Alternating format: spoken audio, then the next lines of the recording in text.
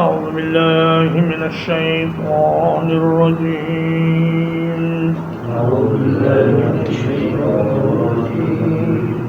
لا تجأروا اليوم آج کے دن مت بلبلاؤ انکم منا لا تنصرون بلا شبہ تم ہماری طرف سے مدد نہیں کیے جاؤ گے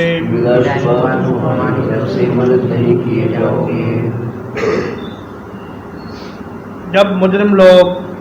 عذاب کو دیکھ کر چلائیں گے اور بلبلائیں گے اور دہائی مچائیں گے، چیخ و پکار کریں گے، زار و قطار روئیں گے، تو ان سے کہا جائے گا کہ آج کے دن تمہارا یہ چیخنا چلانا، تمہارا یہ رونا دھونا کسی کام کا نہیں۔ وہ وقت گزر گیا جب رونے کا فائدہ تھا، اس وقت سے تم نے فائدہ نہیں اٹھایا۔ اور فرمایا فلم یک ینفعہم ایمانہم لما رأوا بأسنا، جب انہوں نے ہمارے عذاب کو دیکھ لیا تو پھر ایمان لانے کا کچھ فائدہ نہ ہوا، اور نہ ہی معافی مانگنے سے کچھ فائدہ ہوا، نہ ہی رونے پیٹنے سے اور چیخنے چلانے سے کچھ فائدہ ہوگا، بلکہ ان سے یہ کہا جائے گا کہ کسی اور طرف سے تو مدد کا کوئی سوال ہی نہیں،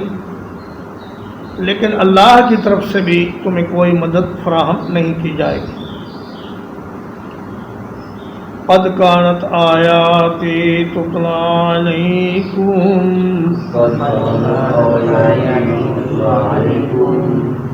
یقیناً ہماری آیتیں تم پر پڑھی جاتی تھیں، فَكُنْتُمْ عَلَىٰ أَعْقَابِكُمْ تَنْكِصُونَ،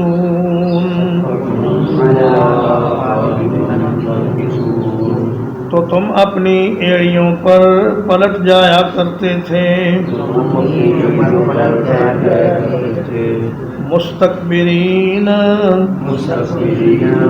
تکبر کرتے ہوئے، بہی سامرن، اس کے متعلق رات کو باتیں کرتے ہوئے، تہجرون، بکواس کیا کرتے تھے۔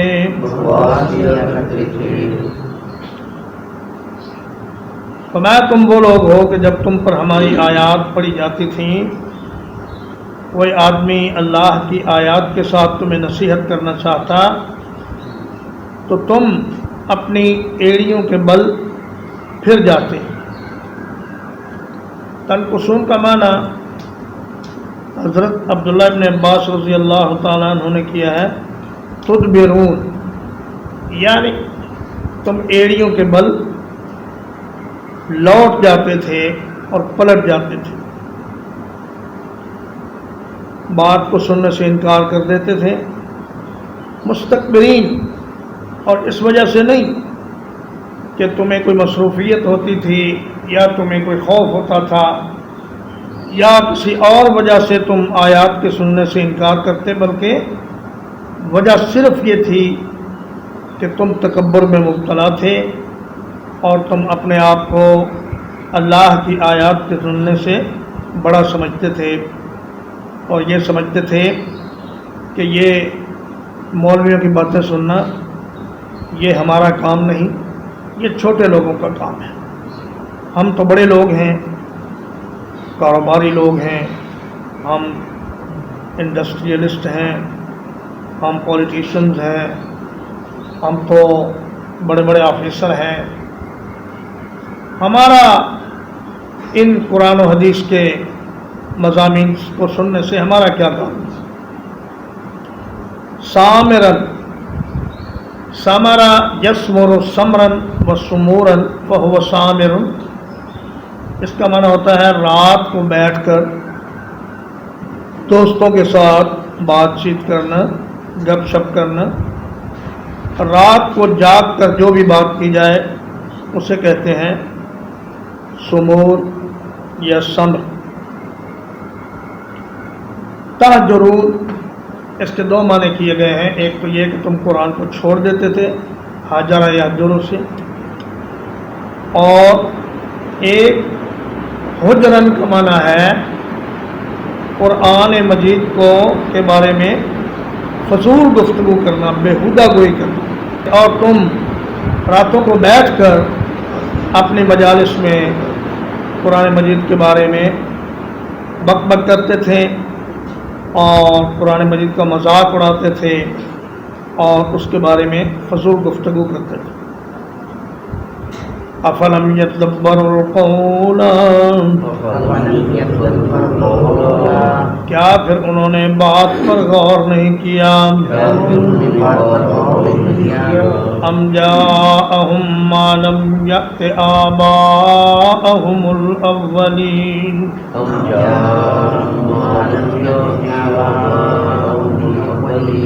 یا ان کے پاس کوئی ایسی چیز آ گئی جو ان کے پہلے باپ دادا کے پاس نہیں آئی۔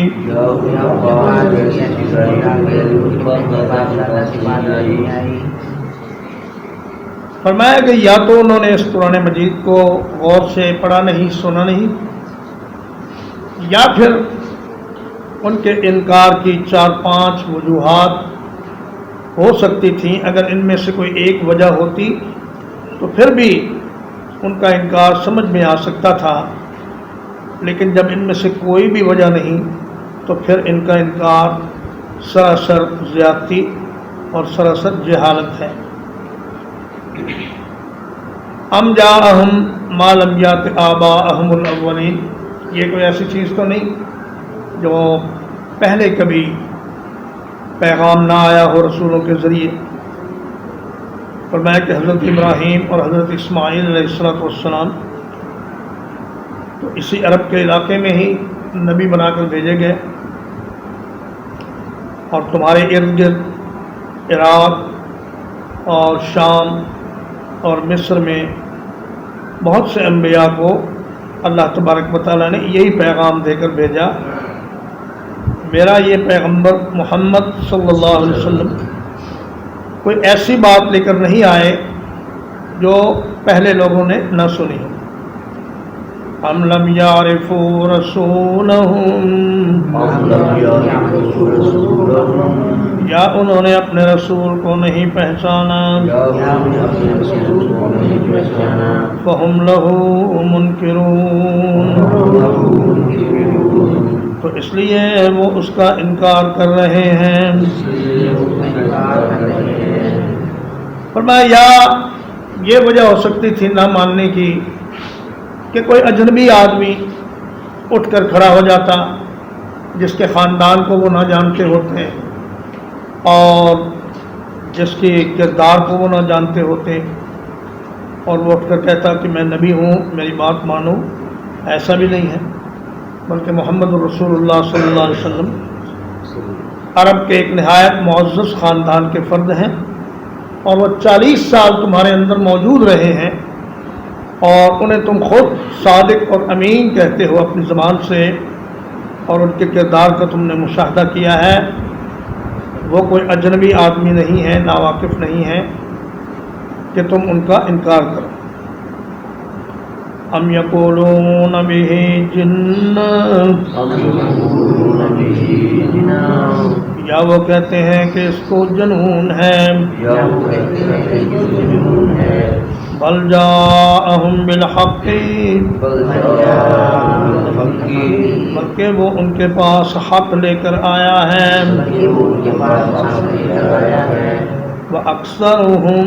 لِلْحَقِّ كَارِهُونَ، اور ان کے اکثر حق کو ناپسند کرنے والے ہیں۔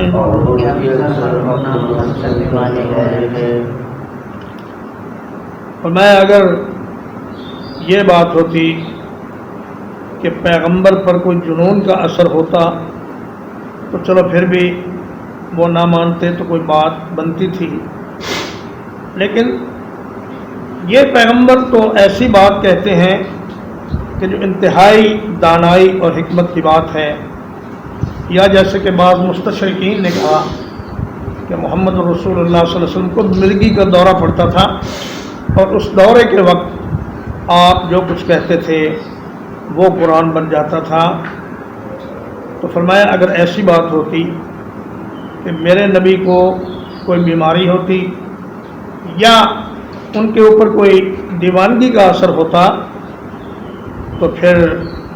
ان کے منہ سے ایسا بہترین کلام اور ایسی پرحکمت باتیں کس طرح نکلتی کہ جنہوں نے مختصر سے مدت میں پوری دنیا کا نقشہ بدل ڈالا، اور وہ لوگ کہ جو آداب معاشرت سے بھی ناواقف تھے اور انتہائی اخلاقی برائیوں میں ملوث تھے، غرق تھے، ان کو ایسے پاکیزہ نفوس بنا دیا کہ وہ دنیا پر حکمرانی کرنے لگے۔ ترجمہ ایک بار، لا تجأروا اليوم، آج کے دن مت چلاؤ، انکم منا لا تنصرون، بلا شبہ تم ہماری جانب سے کوئی مدد نہیں کیے جاؤ گے۔ قد کانت آیاتی تتلی علیکم، یقیناً ہماری آیتیں تم پر پڑھی جاتی تھیں۔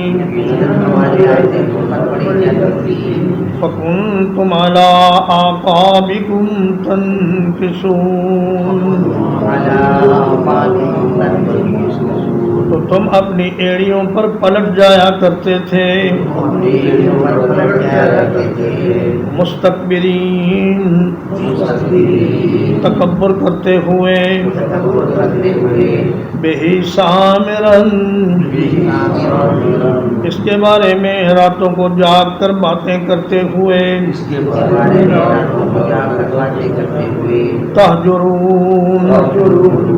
بےہودہ گفتگو کرتے تھے۔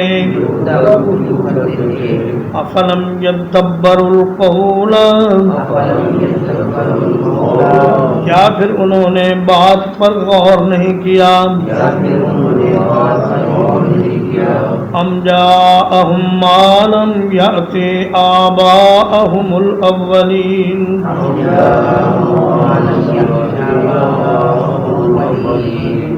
یا ان کے پاس کوئی ایسی چیز آ گئی ہے جو ان کے پہلے آبا کے پاس نہیں آئی۔